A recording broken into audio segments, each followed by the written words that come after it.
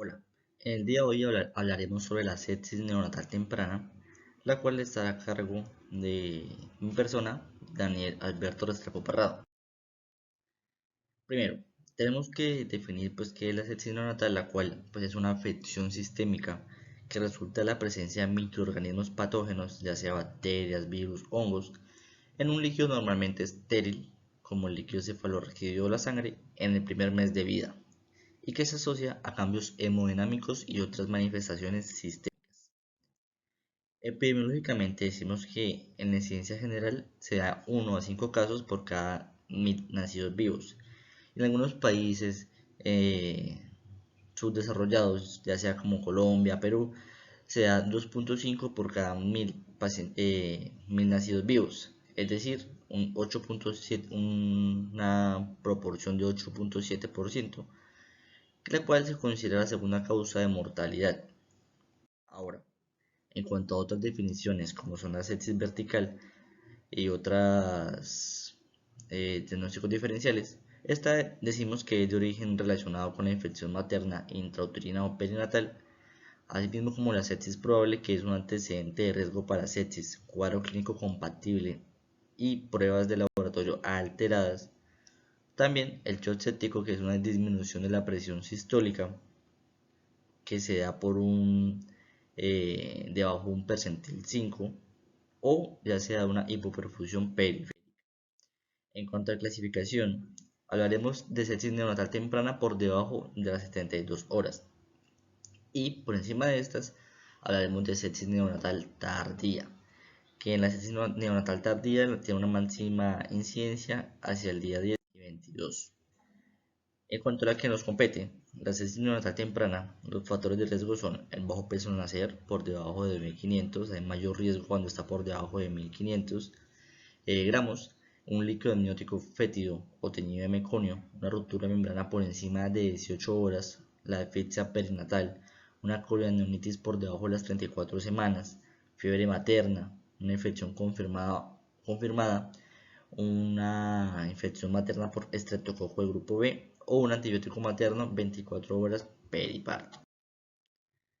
Así, tenemos las proporciones según la gestacional y el peso al nacer de la sepsis neonatal temprana y tardía. Decimos que en la temprana, entre menor peso, va a tener mayor probabilidad de presentar la sepsis neonatal. Y igualmente pasa esto con las semanas, entre menor semanas tiene el nacido vivo, pues tendrá mayor riesgo de sepsis neonatal temprana.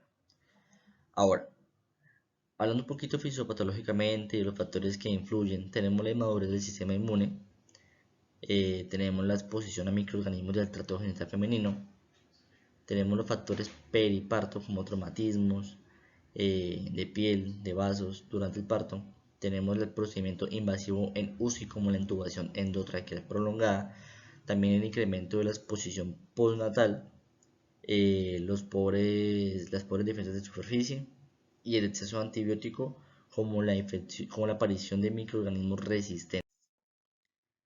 Esto es un poco gráfico de lo que ya les mencioné, de la sepsis vertical, por infección, coriamnionitis.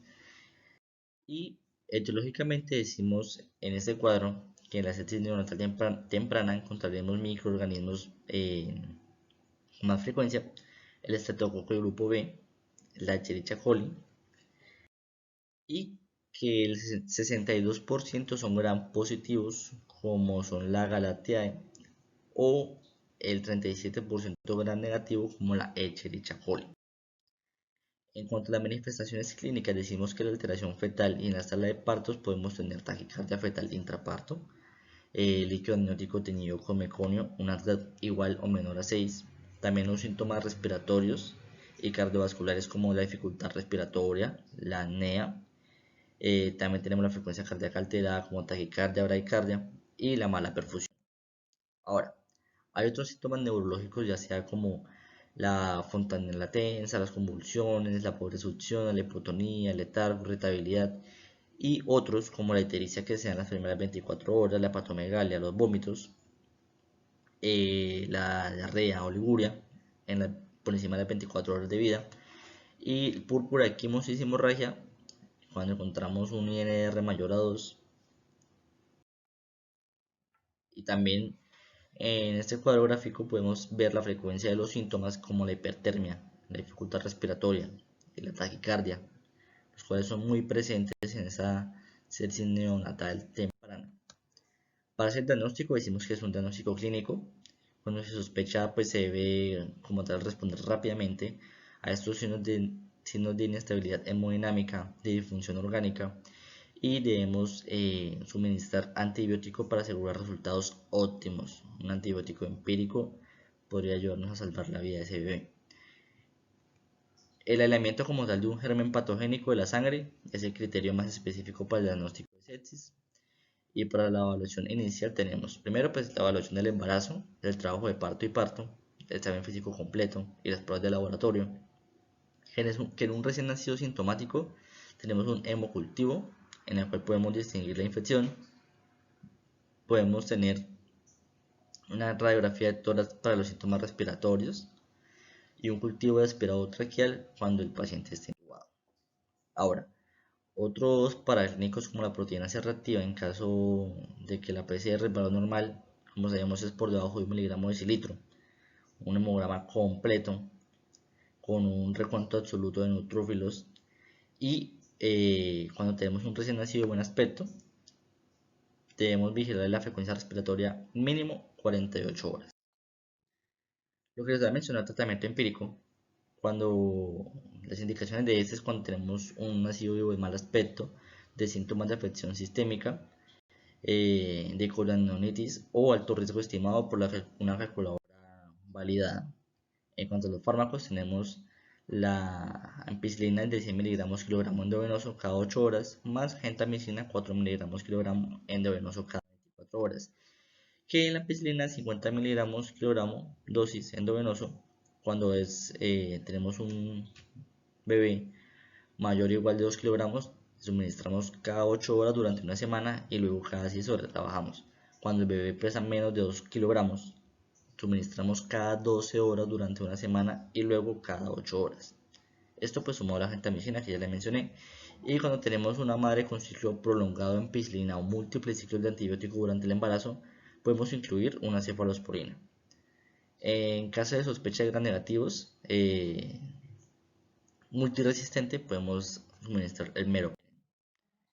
Acá es el tratamiento específico para cada microorganismo que podemos encontrar, que podamos hallar. Y en cuanto a los criterios para suspensión del antibiótico, tenemos la ausencia de identificación de microorganismos, una sospecha de sepsis con hemocultivo negativo, una evolución clínica favorable y un tiempo de tratamiento antimicrobiano prolongado. Algunas complicaciones, como sabemos, el shock séptico, la falla multiorgánica, una coagulación intravascular diseminada y pues la muerte claramente. También podemos dar un manejo según el nivel de complejidad. Entonces en establecimientos de salud, centros de salud categoría 1, suministramos pues cuidados primarios, hacemos claramente la referencia y damos una dosis de antibiótico. Se debe permitir la lactancia materna exclusiva. En un establecimiento de salud ya con cuidados básicos, podemos primero brindar los cuidados primarios, segundo observar por 48 horas y evaluar los exámenes, suministrar la lactancia materna. Podemos en este caso permitir una vía periférica permeable, una primera dosis de antibiótico, una oxigenoterapia, regular la temperatura axilar que se encuentre en 36.5 grados centígrados y continuar la lactancia materna. Ya en cuidados esenciales podemos tener una terapia de soporte como la incubadora, la hidratación parenteral, la oxigenoterapia o nebulizaciones, una antibiótico-terapia de 7 a 10 días, un control de las funciones vitales. Y si se encuentran en shock séptico, se refiere para cuidados intensivos, que esta ya es categoría 3-4, que en este caso podemos dar un manejo especializado para esto. Cuanto al pronóstico, pues la mortalidad varía de un 15 al 30% y depende como tal de la patología específica. Como sabemos, pues pueden ocurrir algunas secuelas neurológicas en un 20-50% de los neonatos que presentan meningitis asociada. Esto sería todo.